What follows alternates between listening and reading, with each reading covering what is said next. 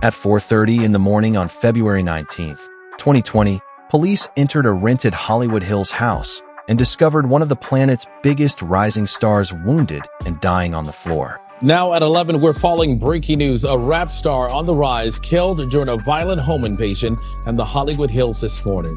Pop Smoke was only 20 years old, yet he built an entire career in less time than most people spend working a single job. 5 people played a role in the murder of Pop Smoke. 1 pulled the trigger. The others drove, planned the attack, and helped cover it up. But here's the part that should make your blood boil. Because of who they were and how the system treated them, the punishments they received ended up looking nothing like what you'd expect. Bashar Baraka Jackson was born on July 20th, 1999 in Canary, a neighborhood on the far southeastern edge of Brooklyn. You know where you at right now?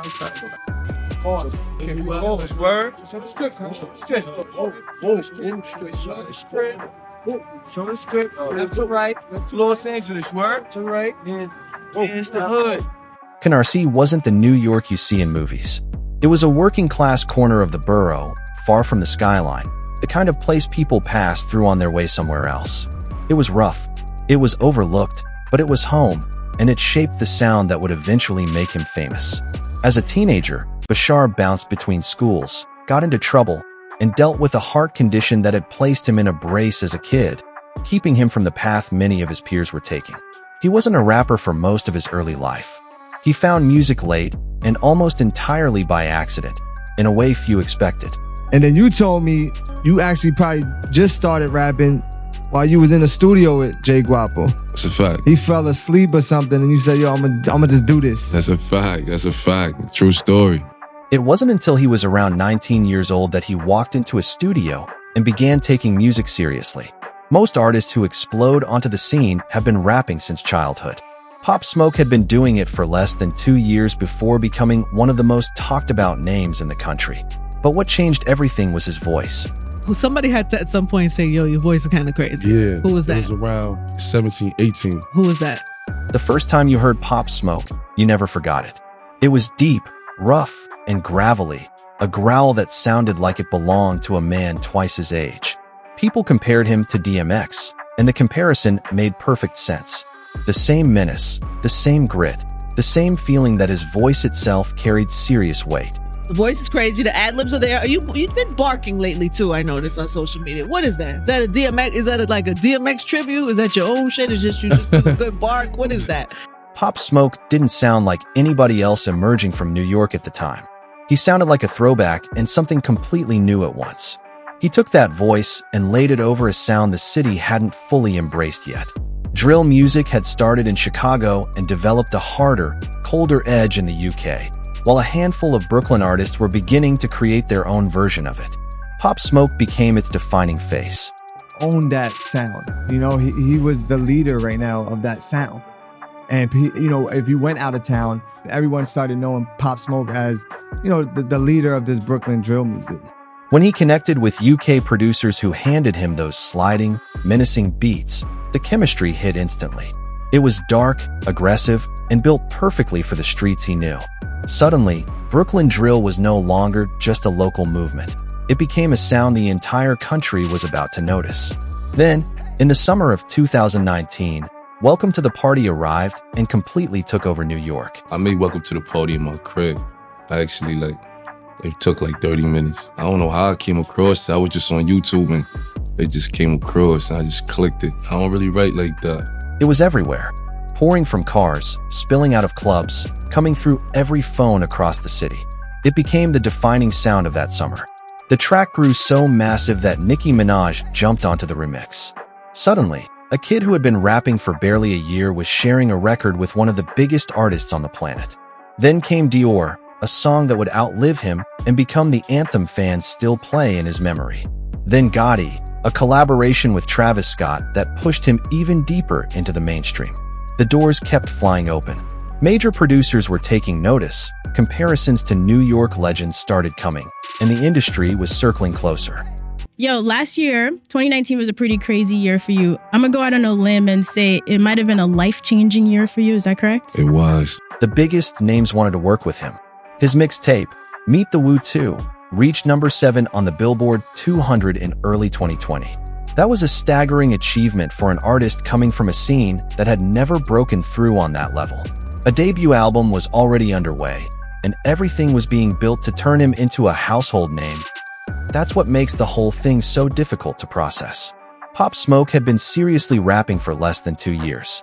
The career most artists spend a decade chasing. He built in roughly 18 months, and he was only 20 years old when he reached it. He hadn't reached his peak. He wasn't even close to it. Then he flew to Los Angeles. In February of 2020, Pop Smoke traveled to Los Angeles to record and take meetings for the debut album that was supposed to turn him into a household name. Just touched down in LA Jets. It's set, link up. He rented a house in the Hollywood Hills for a few days and settled down. The house stood on a quiet street called Hercules Drive, a sleek, modern property with an infinity pool and a sweeping view across the entire city. It was a rental, and what almost nobody knew then was who actually owned it. Teddy Mellencamp, a star from the Real Housewives franchise, and her husband. There was nothing threatening about the place. It was a luxury home in a beautiful neighborhood. Exactly the kind of property artists rent all the time. That normality is what makes everything that followed so difficult to process. Because during the next 2 days, Pop Smoke did something millions of people do every day without thinking twice. He posted on Instagram. He shared pictures and videos from the house. Him beside the infinity pool, with the LA skyline stretching out behind him. To everyone watching, it looked like ordinary content. But one video showed him opening a gift bag from designer brand Amiri. And for a brief moment, the shipping label was completely visible on camera, with the full Hercules Drive address printed directly across it. Mike and Mary, Mike and Mary. Billie Jean, Billie Jean. Good looks, Mike and Mary. In another post, he posed beside a white Range Rover in the driveway, with the house number barely visible behind him. Without realizing it, Pop Smoke had revealed to everyone following him exactly where he was staying. Someone at his label noticed it. A manager saw the gift bag post, realized how dangerous it could be, and told him to remove it. But once something hits the internet, it is never truly gone. The address was already exposed. People had seen it, and people had saved it. His lawyer later said Pop Smoke wasn't worried about any of it. He wasn't someone who constantly watched his back. He was focused on his work and never believed a handful of posts could become something bigger. Never mind that someone was already watching him who wanted to cause him harm. Even when we bring it back to Pop Smoke and all that, he put the picture, the bags up on the gram that inadvertently had the address that led to, you know what I mean? Interview 658-708. Now they knew precisely where he was staying. What happened after those posts were watched unfolded through the early morning hours of February 19th, 2020. Around 2 a.m., 19-year-old Corey Walker drove into the Hollywood Hills alongside a teenage accomplice. Walker drove around the neighborhood, parked close to the house, then sent the teenager around back to see what was happening inside. The teenager returned with information. There were too many people inside. The risk was too high, so they drove away. But Walker wasn't finished. During the next 2 hours, his phone revealed someone becoming increasingly focused on his target. He searched the Hercules Drive address. He opened the LAPD website. He checked the house on Zillow. He was researching the property, trying to determine who could be inside, what awaited him there, and how the plan could be carried out. Then, shortly after 4 a.m., he returned. This time, he had company, and they weren't there to back down.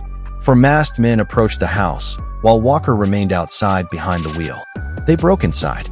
2 women in the house were confronted by men wearing ski masks and holding guns. Upstairs, Pop Smoke was still in the shower. The intruders located him. The terrifying plan had finally become real, and there was no escape. He was pistol whipped.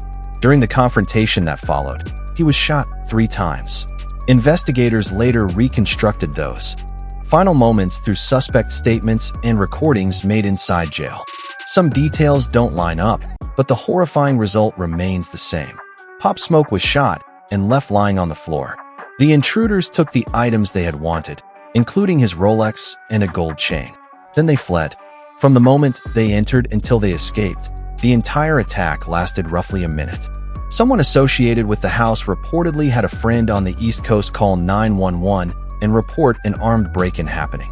Officers arrived in roughly 6 minutes and found Pop Smoke unconscious and suffering from gunshot wounds on the floor. He was transported to Cedars-Sinai Medical Center, but doctors could not save him. Not long afterward, he was pronounced dead at just 20 years old. Now at 11, we're following breaking news. A rap star on the rise killed during a violent home invasion in the Hollywood Hills this morning. And when you really think about what he ultimately died for, it's nearly impossible to understand. This was a young artist on the verge of becoming one of the biggest names on the planet. The talent, the momentum, the future waiting for him. And somehow, it all ended on a bathroom floor over a watch and chain. The Rolex taken from him was reportedly sold on the street shortly afterward for roughly $2,000. They were able to get Pop Smoke's Rolex watch. You won't believe how much he sold it for. That was the cost. One of the brightest futures in music was exchanged for $2,000 and a gold chain. For several days, it seemed like the kind of case that could remain unsolved. A home invasion in a city Pop Smoke didn't live in, carried out by people he'd never met, with no clear connection between the victim and those responsible.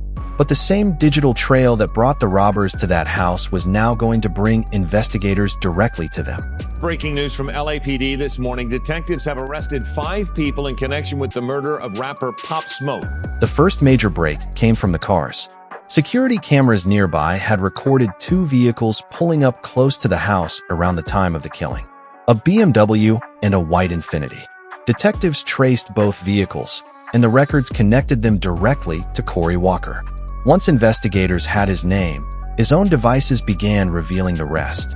That trail of searches from earlier that night, the Hercules Drive address, the LAPD website, the Zillow listing, was sitting there timestamped, showing someone carefully researching the property in the hours before the murder.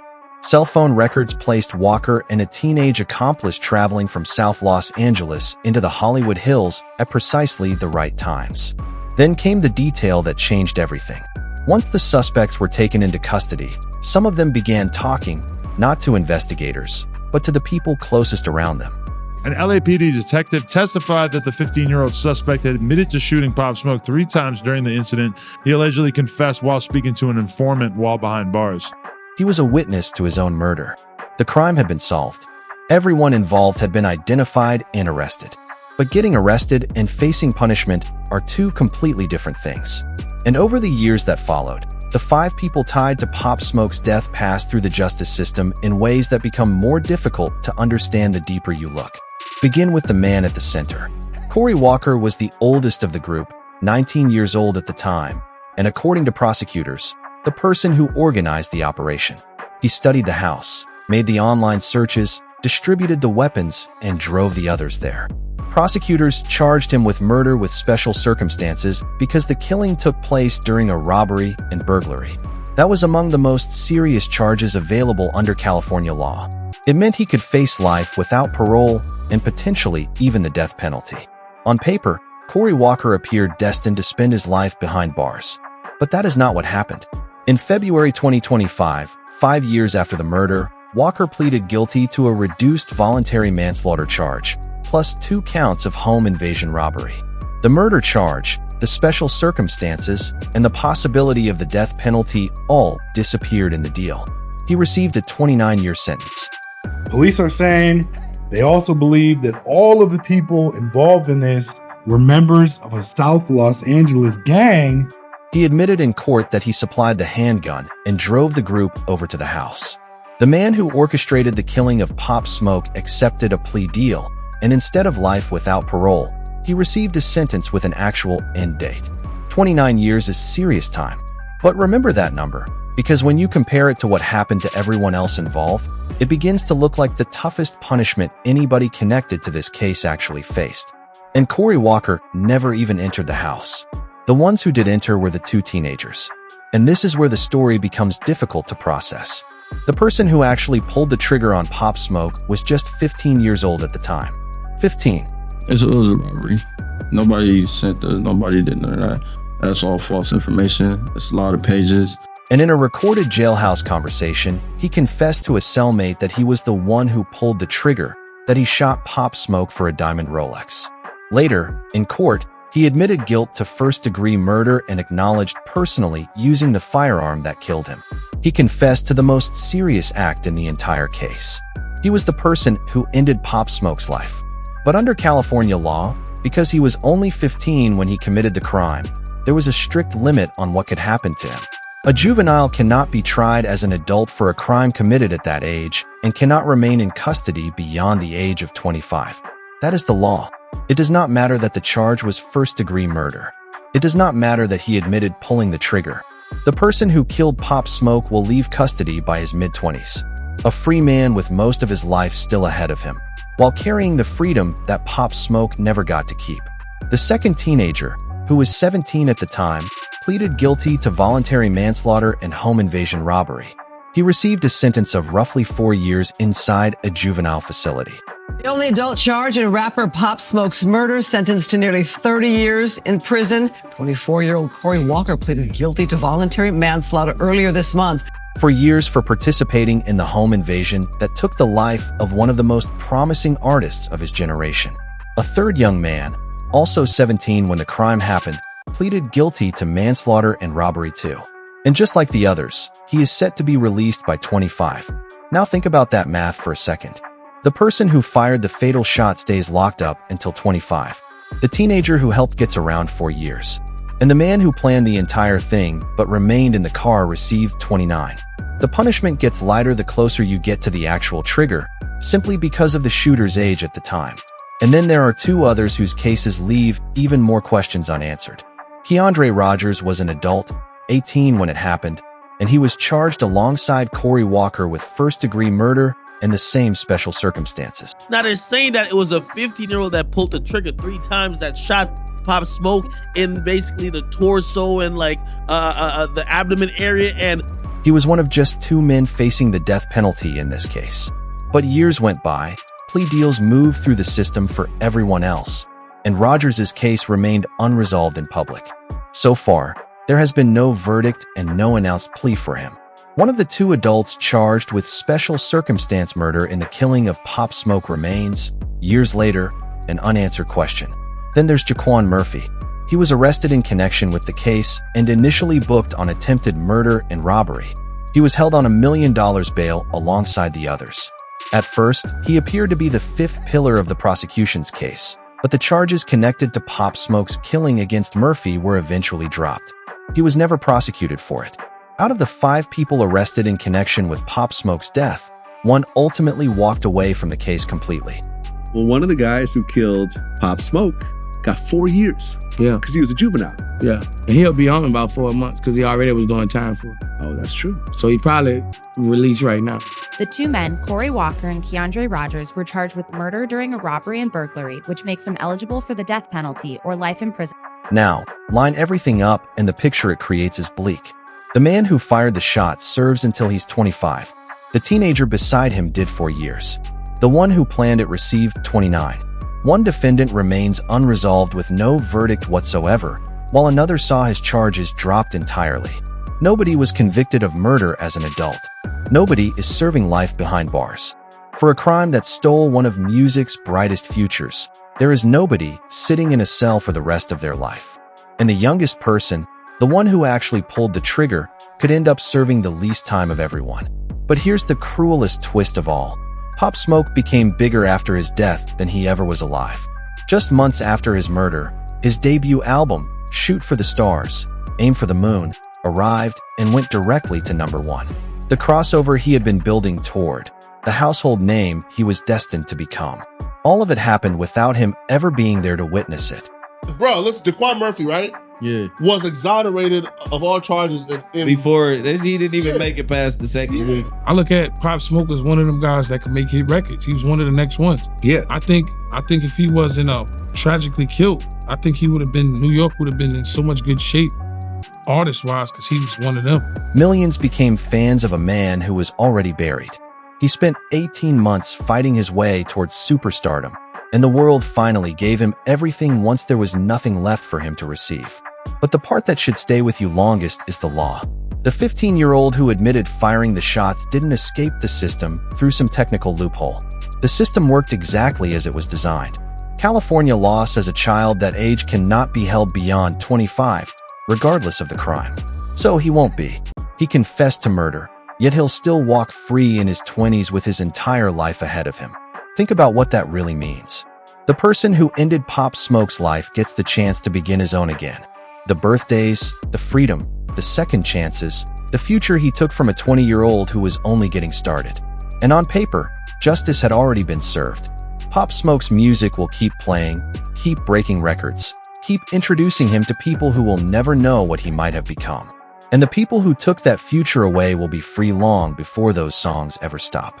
If you've made it this far, do us a favor and hit like and subscribe. It truly helps more than you know. Check out our other videos and tap the boxes for more content. Until next time, peace.